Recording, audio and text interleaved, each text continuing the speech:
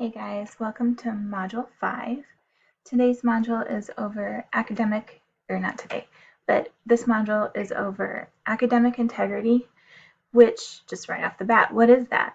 Well, it's not taking credit for someone else's work, which is also plagiarism, as well as just being honest and doing your best, not cheating. In the technological age we have, it's really easy to just copy and paste things from other sources. And the bad part is, you don't get any benefit out of it except an initial, good grade, but you don't take the knowledge with you. And we usually figure it out that someone else was the author to that work. So it's not good. But we're also going to look at writing strategies and your testing skills, improving those. I know it's hard to believe we're only in the second week of classes, but next week is midterm. So if you're taking other courses, you may be looking at taking midterm exams. And while it's different doing it online, a lot of us have test anxiety, and it's not a made-up thing. It's not something that is truly something we can joke about. So incorporating skills, whether you're doing this online or in person, like what coping mechanisms can you use to get through taking tests, especially if you really start to freeze up. Look at what the book has to say about this. Just a little background in the book. Let me grab mine really quick. Hang on.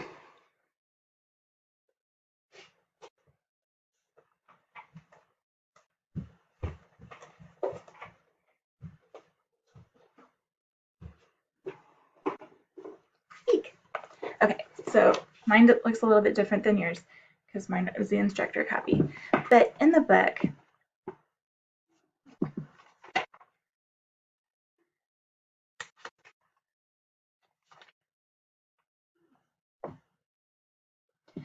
you have each chapter is divided into different sections, and Drs. Gardner and Barefoot are the forerunners for first year experience modeling.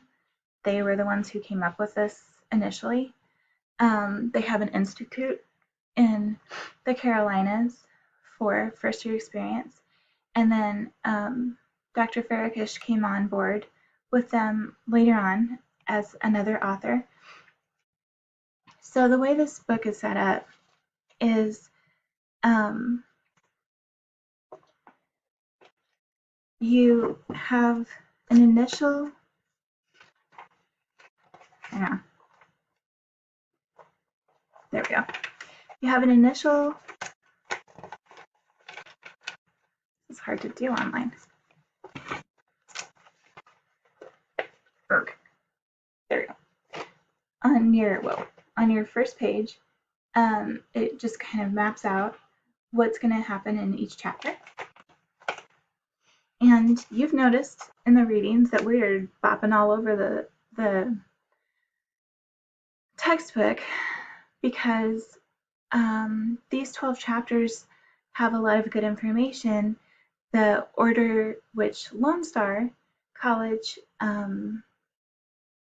feels we should introduce the content to you is different than the order which is presented to you in the textbook. So that's why we bop around for your readings. All right, so just to let you know, I'm still in chapter 11 here. In the next page for every single one of the 12 chapters, there's this poignant story about how somebody had challenges that they overcame and now they're doing wonderfully, and how life has gotten better for them as college students. Okay, so here's the deal. We are never going to discuss this. We're never going to write about it. You're not going to do a discussion board on it. You're not going to be asked anything about it in the midterm or the final, because that's great for these people. That's wonderful that they overcame challenges and now they're doing better. But what I'm more interested and concerned about is you. So if you want to read those, great. Have fun, enjoy, learn. Um, if that's not your thing, then skip it and move on to the actual um, content that we're looking for within the chapters. Okay, so they have the big headings, you know, that if it has something in different color and giant font, that probably means something important. And then there's areas where you can write in it if you wish. Just as an aside, if you're planning to sell your book back at the end of the semester, first of all, you won't get as much money as you would hope, but that's just because it's kind of the game that bookstores play, because they want to make money too. But you're going to get more money for your textbook if you decide to use Post-it notes and just paper your entire book with Post-it notes rather than writing in the actual book. Now, if you're not concerned about selling the book back, or you just want to keep this textbook and pass it on to your grandkids someday, then by all means write and highlight the snot out of this thing. Okay, so that's just something that I like to let you know. For chapter 11, we are focusing primarily on relationships, which starts on page 257. And we're going to come back to the rest of chapter 11 later. Okay? So once you get to chapter 11, then skip on over to page 257 and go through the areas with relationships, which take you through the end of the chapter, 266, 267. All right? So not a ton of reading for that section. The reason that this is important, well, no, there's lots of reasons, but maintaining relationships you had before you began your college journey is difficult. If your significant other is not in college and has not been to college, it can be really stressful on a relationship if your significant other is saying, why don't you spend time with me anymore? I thought we were going to go do something. I thought we were going to spend time together. I thought, I thought it was important to you. Why are you spending so much time writing papers and researching things online? And if they haven't done the college gig, they're not going to understand the amount of work that is entailed for you. You saw in the time analysis assignment and in the readings in the book how much is expected for time. Being a full-time college student is equivalent to having a full-time job. You cannot have a full-time job and a full credit course load and maintain your sanity and your health. Like, you might be able to try to pull it off this semester and go, oh, she didn't know what she was talking about, poor Professor Lawson. But the fact of the matter is, there's only so much time in the day. You need to sleep. It's good if you exercise. I'm guessing you enjoy eating at some point. And it's good to have a social life. It's good to be able to just chill and relax. You cannot just blinders on, barrel through college, and make it through while decimating all of your relationships and not building new ones, because networking is huge. It's so much about who you know to get those jobs later on, as well as what you know. So if you cut everyone off and not have the relationship part during this college thing, it's not gonna work. It's not gonna work the way it should. Same thing with how you spend your time. It's hard to find that balance. It's hard to keep that balance. So those relationships are going to need tending. And if you're the first person in your family to go to college, then congratulations. It's wonderful. But you need to be patient and give some grace to those people who are supporting you or trying to support you, because either they're expecting you to have it's high school part two. And so whatever you were doing in high school, maybe they think that that's going to be the same in college, and that is just absolutely not the case. And if you can sit down with someone and show them your book and say, look, it says in here that for every hour of class I have, I'm expected to be spending 2 to 3 hours outside of class doing studying and projects and papers. That really starts to put it in perspective when you look at we have a finite number of hours per day per week, and you got to find a balance there. So you need to maintain the relationships that you had before you started this whole college gig. You need to make relationships while you're in college. I mentioned networking already. You never know who you're sitting next to in class, or who you're doing a discussion board post with every week, and who they know. In the past, I've had previous semesters, I've had someone who wanted to go into game programming, and we were sitting in a lab and we were talking about it, and the student mentioned that, and the person next to that student said, oh, that's funny, my uncle works for Blizzard. Any of you familiar with Blizzard? Yeah. So fast forward a few semesters, and that person emailed me and said, guess what? I got an internship with Blizzard because of that person's uncle. That's how this whole thing works. So it's really important to be brave enough, especially if you're shy, to allow yourself a little bit of discomfort to put yourself out there, because that's how you start making connections. You might accidentally make some friends, which is good, because while those friends that you've had from the past are important, of course they're important, it's really nice to have someone who's in the trenches with you, and you can say, wow, can you imagine, or can you believe that paper, that project, that whatever, and they know exactly what you're going through and can go, whoa, yeah, I know exactly. Like, she must think that we have no lives. So it's good to have that solidarity.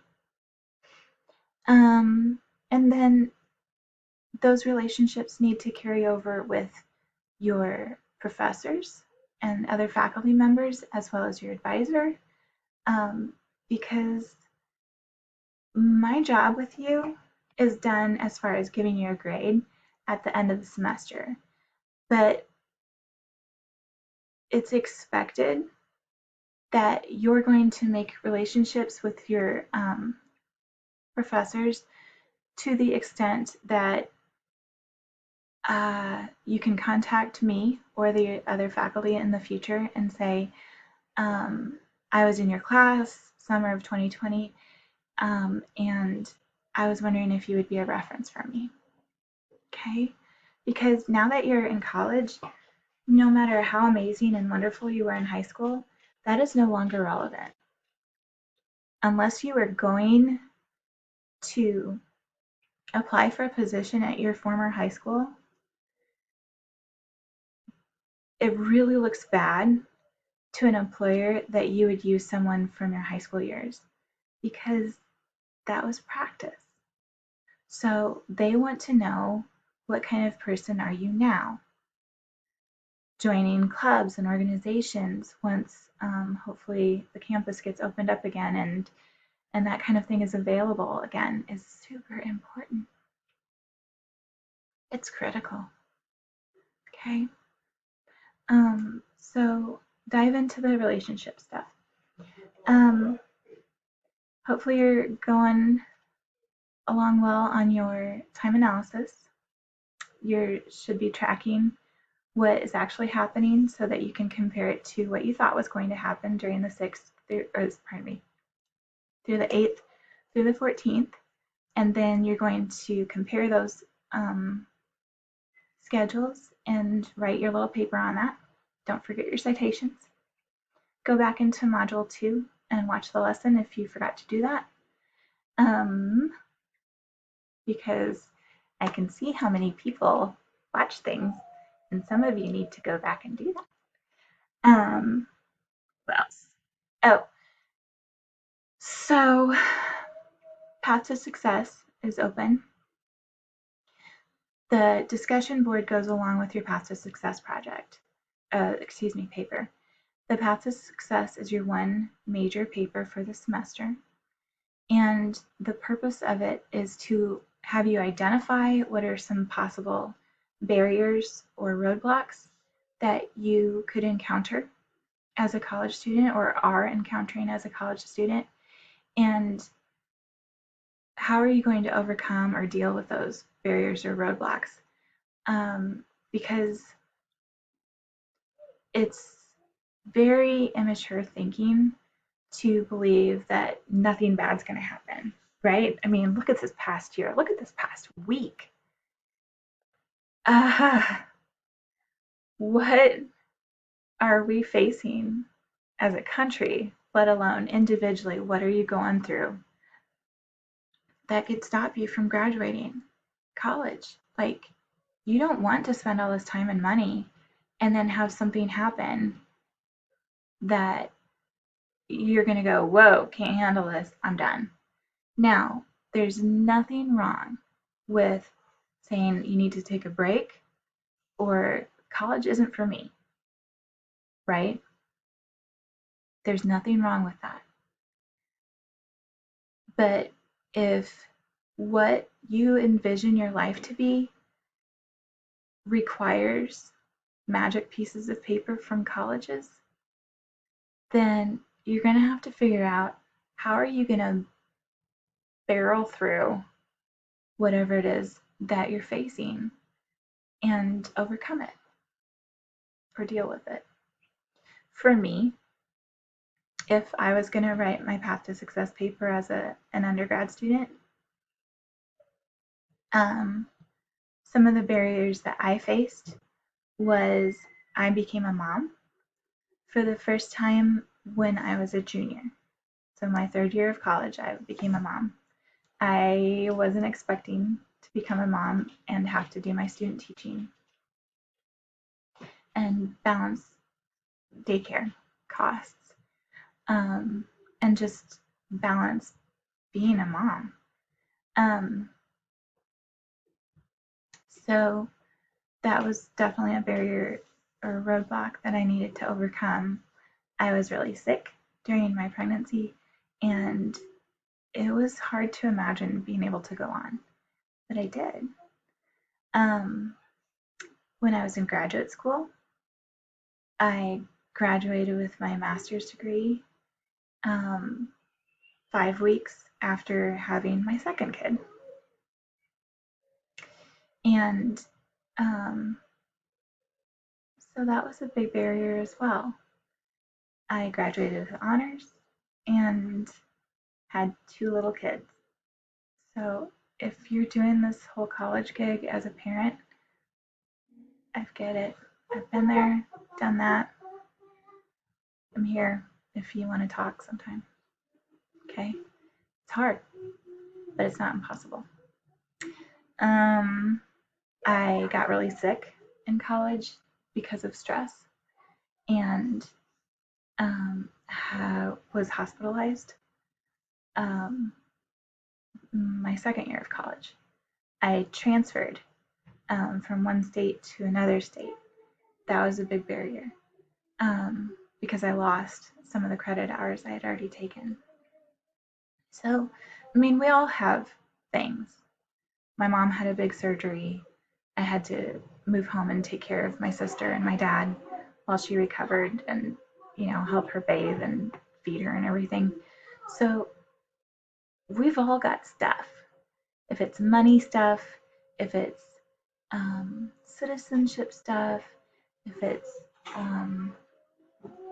transportation issues, once we're not online anymore and you're needing to make it to classes, some people are dealing with previous legal issues, court dates, all of that stuff can be barriers. Substance abuse,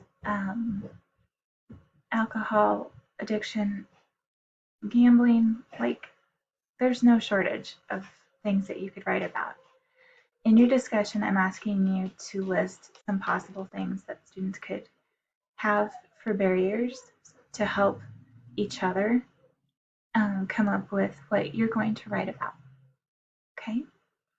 So your path to success is identifying the project or identifying the barriers that you have, and then coming up with strategies on how to deal with them or overcome them. I want you to use the textbook as well as at least 2 other sources. Make sure you cite your sources. MLA 8th edition is our friend.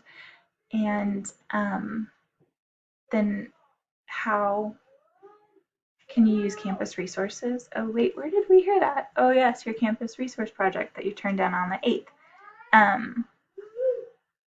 What resources are available to you as students? That's why I have that as a discussion board, so you could go in and see other people's resources they researched, so that even if your resource takes care of one barrier that you're facing, then you will have seen other resources that are available to you as well. Okay? Alrighty. Oh, and that ties into the relationships thing too. Phew. Everything that we do is interconnected. Okay? So nothing this whole semester is like, oh, that was nice, we never see that again. Okay? You need to think that you're on your very own season of hoarders for just a little while. Okay? I know that can kind of stress most of us out about thinking about having all that kind of stuff around us, but just hang with me here for a second. So since everything that we do is interconnected and everything builds off of previous things in this course, just continually be thinking, okay, how can I use this to fit in with this next thing? Okay, so your mini essays, your major projects, your advising, all of it, sneaky, isn't it, is interconnected. Okay, that's enough. I'll see you later. Bye.